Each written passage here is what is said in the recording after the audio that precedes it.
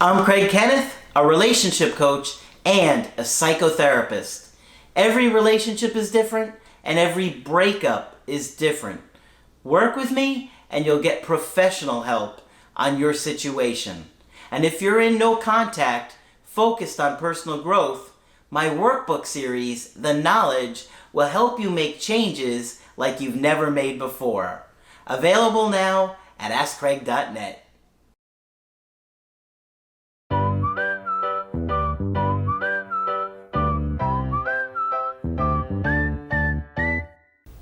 Hi there, I'm Coach Craig Kenneth. And I'm Coach Victoria. And in this video, we're going to be talking to you about signs the avoidant misses you. This is a tricky one. It really is a tricky one, and we're going to get into it. But before we do, I did want to say that Craig and I are available for coaching sessions. So if you would like a one-on-one session to talk about your situation, head to the website and you can book from there. Yes, very easy to do. Be happy to help you out. Nice, simple process, right? Exactly. Very simple. I'm laughing because sometimes we get questions about how do I book a call? It's like we make it very easy for you guys. Just go to the website. So if you've been watching the channel for a while, you always hear us talking about attachment styles and breakups. And the reason we do that is to give you a better understanding of your partner's needs, your needs, and how the dynamic has probably led to the breakup. Because the anxious avoidant trap often causes a lot of breakups. And meaning that an anxious person and an avoidant person often get together and they make each other crazy. Because they have exact opposite needs. So when you start to learn things about attachment theory and what your attachment issues are, things become a lot more clear. So that's why we're going to talk about an avoidant today, because many of you are dating someone who has more of an avoidant attachment style, and you're so confused as to if they care, if they're coming back, did they ever love you, do they consider giving things a second chance, and all those kind of questions. And a mark of an avoidant is that they avoid. And so they're not going to be as expressive about their affection to you as somebody else might be, or especially as an anxious person might be. Yeah. So it is tricky and difficult to spot these signs that an avoidant really does care. Sometimes they have even different love languages, different ways that they express love. That's true. And so this is important to know about because it can really change the way that you see your relationship and see the efforts that your partner is doing.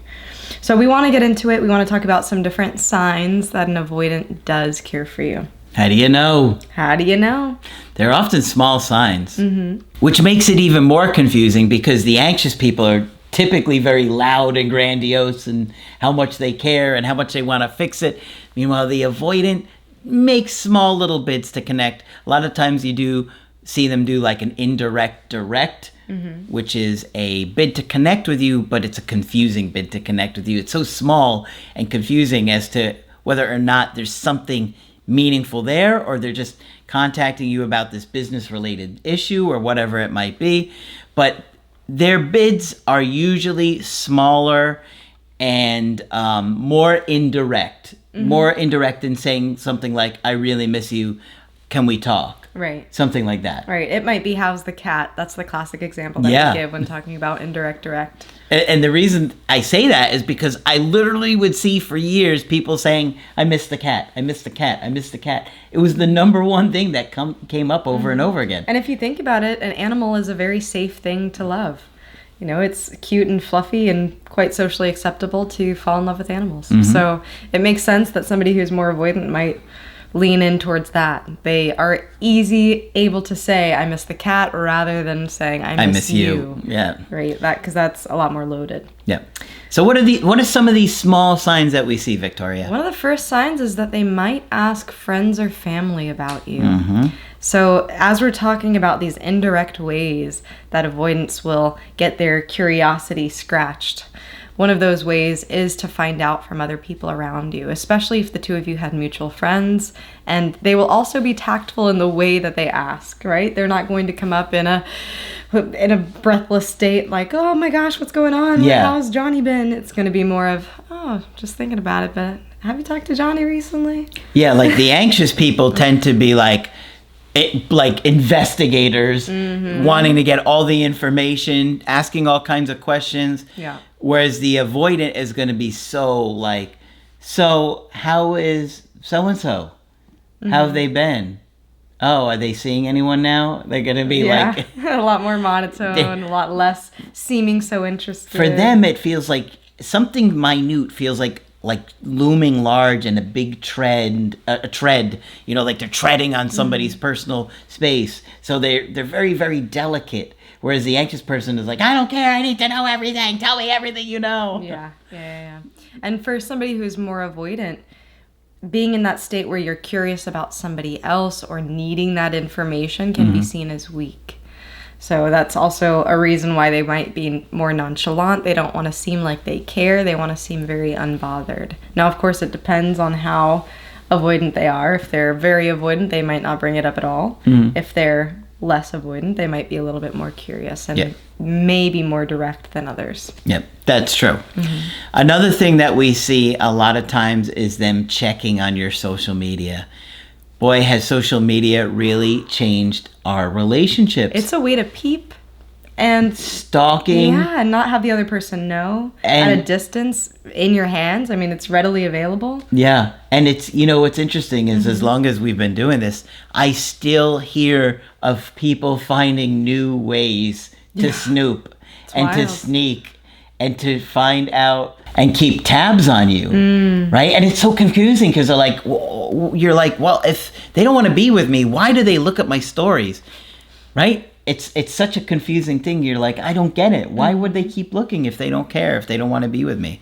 But remember that they are wired to connect, and they can't turn those feelings off. Even if they have their guard up and they don't want to show you that they care, they still secretly want to know. And it's a way to feel connected with you without having to connect with you.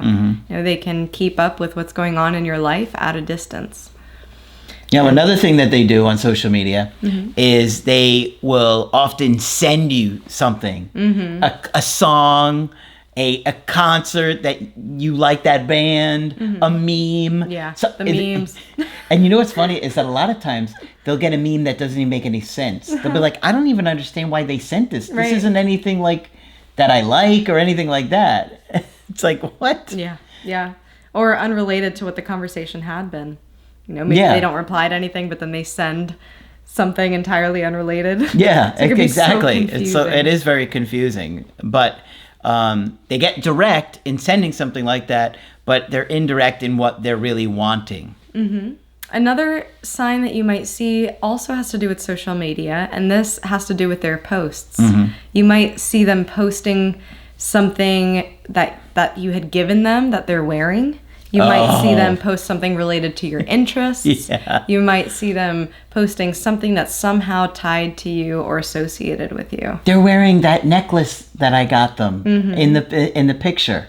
You know what I mean? Or something like that. Or they're wearing that sweater, or they're wearing that thing that I got them. And believe me, that's done on purpose. That's to get your attention. But don't fall for it. It's a trap. We need Admiral Akbar here going, it's a trap. You don't know who that is. I know that. Victoria doesn't. Yeah, that's right. She wouldn't know. I don't know. She fell asleep watching Guardians of the Galaxy. I did. I'm sorry. You're definitely not going to make it into the end of Return of the Jedi where there's dancing puppets everywhere. I'm going to get some hate comments for this one. It's true. She deserves them. But it's true. Talking about what people will post on social media can give you some insight. We're talking about the avoidant attachment style and how they can be very indirect about getting their curiosity scratched, like I had said, or getting their needs met. So this falls under that category too. They may also post songs that are reminders of the relationship. Maybe them at a concert of a band that the two of you had liked. This is something that we see. TV shows, movies that you had liked, something related to you or the relationship. Now, I want to be clear. Just because they post these things, it's not an okay for you to reach out. Don't do it. We're not saying, we're not saying that this is bait for you to go and start this conversation, but more so we want the avoidant to be more direct with you. We don't want to enable this type of behavior. So avoidant exes do reach out, and they might do something more practical. Yes, this is big for them. A lot of things that I see them do are like an act of service. I see a lot of guys that say, I'll come over and fix that sink, or I had promised to do this thing around the house, and I really want to do that for you. And it's like, wait, why would they want to do that if they don't want to be in my life anymore? They don't want to, they said they love me and now they don't want to be with me anymore and they want to come over and mow the lawn? Or keep their promises of changing the tires. Yes. Or, whatever it might be. So yeah, they'll cook for you sometimes. Maybe like you will come over for something and they'll give you a meal and they'll say, take this with you. They'll offer to clean something. I see a lot of stuff with like guys in cars and oil change, tires, brakes, something like that. Yeah, that's something that is really common. And once again, if you think about it, this is more of an avoidance way of showing affection. Likely also how they were shown affection growing up is sometimes they may have gotten some of those practical needs met, but not those emotional needs met. So that's how they've learned now as an adult to provide those needs for others, but lack on the emotional availability part and meeting your emotional needs. Yep. So just to put that into context. So if you're in no contact with your ex, they might do something from a distance to help you too. So sometimes this could look like recommending you to an employer. They may help you with resumes or other things having to do with your work. So those might be some ways that they might help you from afar. It's not that they necessarily have to be there working on your car or doing something like that or cooking you a meal. Yeah. So it could be even from a distance that they try to do something to improve your life or better your life. Yeah. And it's confusing and it's scary and it's overwhelming and you don't know what it means, but take it slow. Okay. An avoidant is going to be subtle in their approach. And that's why I've talked about the indirect, direct for years. They're indirect because they're not really saying, hey, I thought we could talk about us. Hey, I was hoping we could meet up and try and fix things. Hey, I really miss you. They don't usually do stuff like that. They're indirect in what their meaning is, but they're direct in that there's a message. There's some kind of actual effort to connect with you, a text, a call, something like that. So that's why we call it indirect, direct. It can get confusing. Yeah. And the thing is that when they do these things, it's confusing. It's very subtle. Some people will tell you to ignore your ex and unless they do something significant. Now, you can do that if you want, but it's a big risk because the avoidant feels rejected easily. And so if you ignore their bid to connect with you, then they may not reach out again. So that's a chance you're going to have to take if you decide to go that route. We don't encourage that. We say that if your ex is reaching out, especially after it's been like 3-4 months, you don't want to ignore that. Now, we're not talking about being breadcrumbed, okay? That's a whole nother story. That's when somebody continually reaches out but they give you breadcrumbs. No, that's different. We're talking about you and your ex have been in no contact for an extended amount of time and they look for a reason to reach out to you. We say, don't be eager, but you want to respond. If you don't respond, they're probably going to think you don't want to talk to them anymore, right? Right. And we're not saying respond in a way that you overwhelm them either. Yeah. So we're not saying they might make one of these subtle or small bids to connect as we're talking about. And we're talking about directly if they message you, if they call you, if you hear from them, not just if they post something on social media. So if you do get some sort of direct contact from them, then be responsive to that. But we don't want to overdo it either, right? We don't want to confess our love to our ex if they send us a meme. Yes, exactly. So think about just the degree at which they're reaching out to you and being able to somewhat mirror that. So you have to be cautious of how the conversation goes. And remember to take it easy. We can become very enthusiastic when we haven't heard from our ex in a very long time. We see them reach out, and sometimes we can overshoot it. Yes. And that can cause a lot of issues too, because they might not be ready for that. They might not be signing up for a conversation about the relationship just because they sent you a cute little sticker, whatever it might be. So keep that in mind. You want to show with your actions that you are a place that they can safely open up to. You're creating that environment for them to be able to bring up whatever they need to or they feel like they can. So yeah, these are all important things to consider because they're going to be subtle, okay? They have a hard time opening up. They have a hard time expressing love, showing what they need, showing someone they care. Because for them, love has been difficult. They've been rejected abandoned, neglected, they've been traumatized. You don't wind up avoidant if life was good. Okay, regardless of what they tell you, you don't wind up being avoidant if you had a great childhood. Okay, and you have to look closer at those things. Making a small bid to connect to you, to reach out to your friends and family, to send you something on social media. One of the things we didn't really talk about today is them going like to a place that they know you're going to be. Oh, yeah. Talked to a guy today. The woman, he saw her 2 times on a bike trail that she knows when he goes. It's like, okay, so she's probably going there at that time to get his attention. Doing things like that. But ultimately, you need to see that they're going to be able to make this work and invest in the relationship again.